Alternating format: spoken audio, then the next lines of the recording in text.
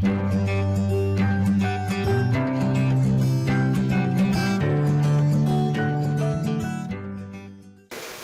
warahmatullahi wabarakatuh. Halo teman-teman, bertemu lagi dengan saya Bidi Panuntun. Nah, hari ini kita akan membahas tentang akuntansi manajemen yang merupakan video lanjutan dari pertemuan yang sebelumnya. Nah, bagi teman-teman yang mungkin belum melihat, saya sarankan untuk melihat video sebelumnya terlebih dahulu agar materi yang akan saya bahas kali ini lebih mudah dipahami dan dimengerti oleh teman-teman semua.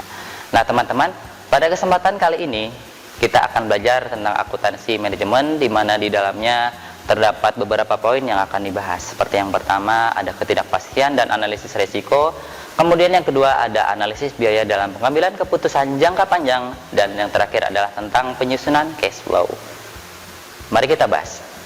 Nah, untuk poin yang pertama kita akan belajar tentang ketidakpastian dan analisis risiko.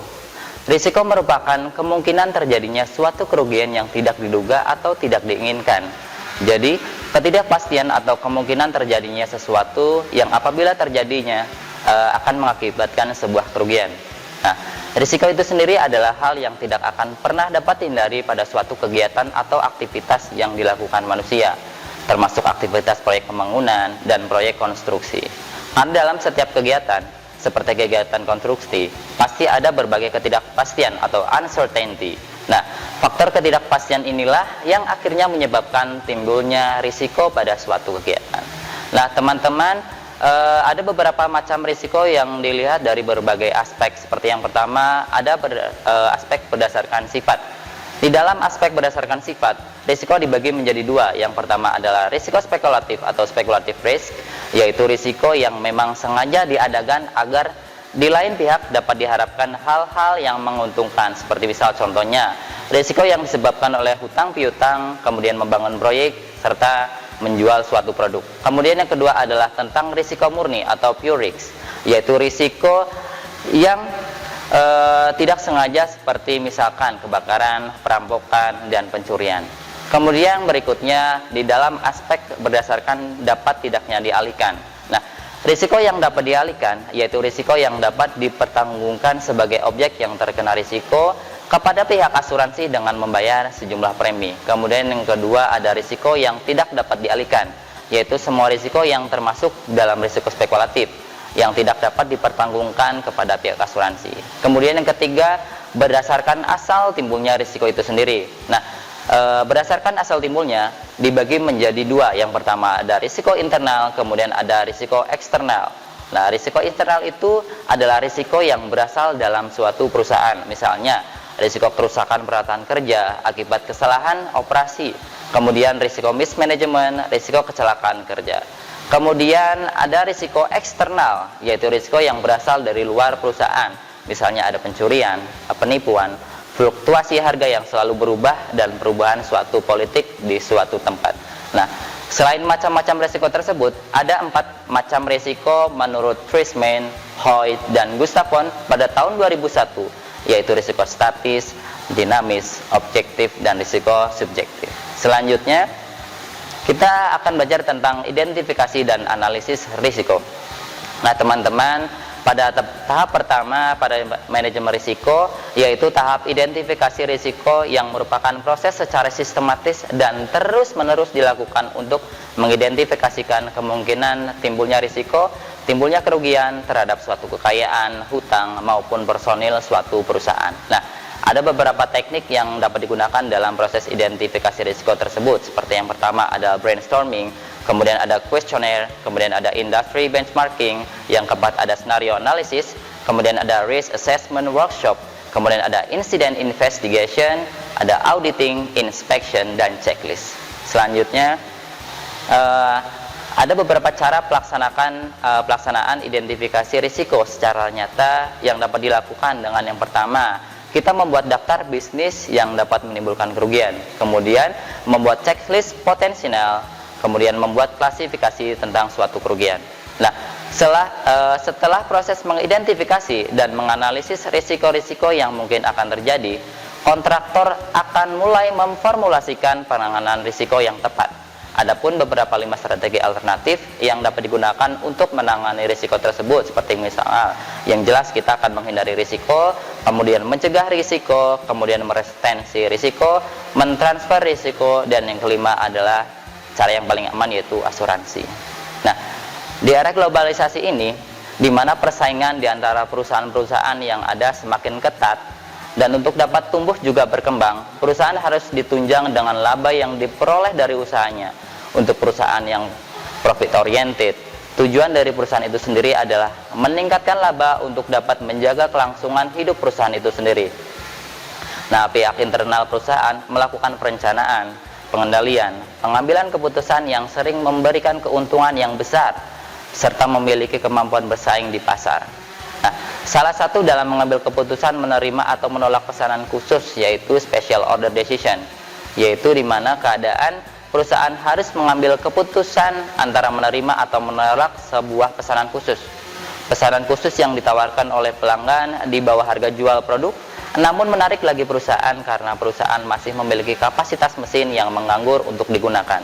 Nah, manajemen juga membutuhkan biaya diferensial untuk membantu membuat keputusan dalam menerima atau menolak pesanan khusus tersebut. Selanjutnya, di dalam setiap perusahaan pasti mengalami masalah di dalam menjalankan usahanya.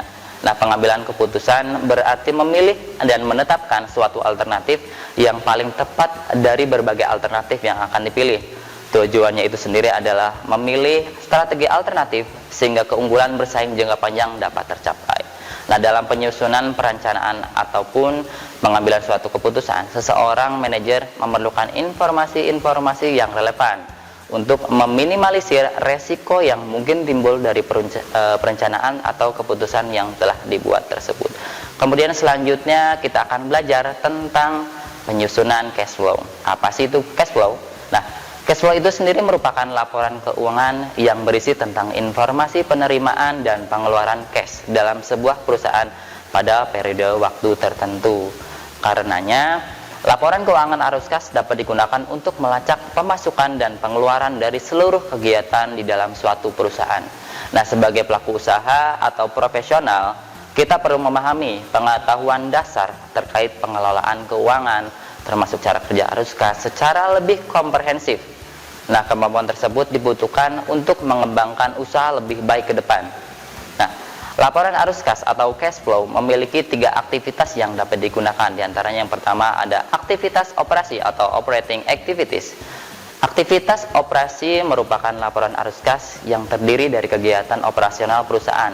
Dengan kata lain, aktivitas ini dapat diperoleh dengan memasukkan nilai dari pengaruh kas atau bank pada transaksi yang dilibatkan dalam penentuan laba bersih, seperti misalnya penjualan barang dan jasa dari pelanggan, kemudian ada pembelian persediaan, kemudian ada utang supplier, dan beban operasional yang lainnya. Selanjutnya tentang penyusunan cash flow. Yang kedua yaitu aktivitas investasi atau investing activities. Nah, aktivitas ini berkaitan dengan aktivitas arus kas yang dihasilkan dari penjualan atau pembelian aktiva tetap atau kegiatan memasukkan nilai dari transaksi yang mempengaruhi kas atau bank untuk kegiatan investasi pada aset yang umurnya diperkirakan lebih dari 1 tahun. Contohnya seperti pembelian atau penjualan aktiva tetap atau investasi jangka panjang yang lainnya. Kemudian aktivitas yang ketiga adalah tentang pendanaan atau financing activities. Aktivitas pendanaan merupakan aktivitas kas yang berasal dari penambahan modal perusahaan. Untuk menghitung aktivitas ini dapat dengan memasukkan nilai penambahan atau pengurangan kas yang berasal dari kewajiban jangka panjang dan ekuitas seorang pemilik. Nah, seperti penyetoran modal awal, utang bank atau obligasi, dan penerbitan saham.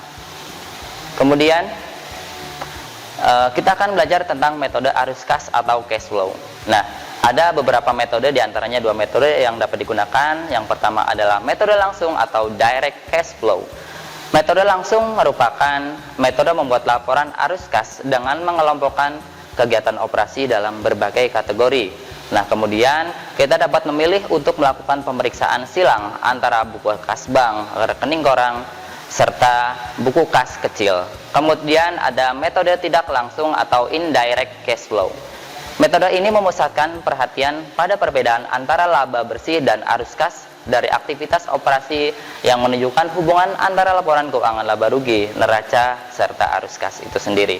Nah, selanjutnya untuk membuat laporan cash flow ada beberapa tahap dan cara yang dapat kita lakukan. Yang pertama yaitu menghitung kenaikan atau penurunan kas, kemudian menghitung dan melaporkan kas bersih yang digunakan pada aktivitas operasional, kemudian menghitung dan melaporkan kas bersih yang digunakan pada aktivitas investasi di laporan cash flow, kemudian menghitung dan melaporkan kas bersih yang digunakan pada aktivitas pendanaan, serta hitung dan jumlahkan kas bersih dari ketiga aktivitas cash flow yang ada. Selanjutnya,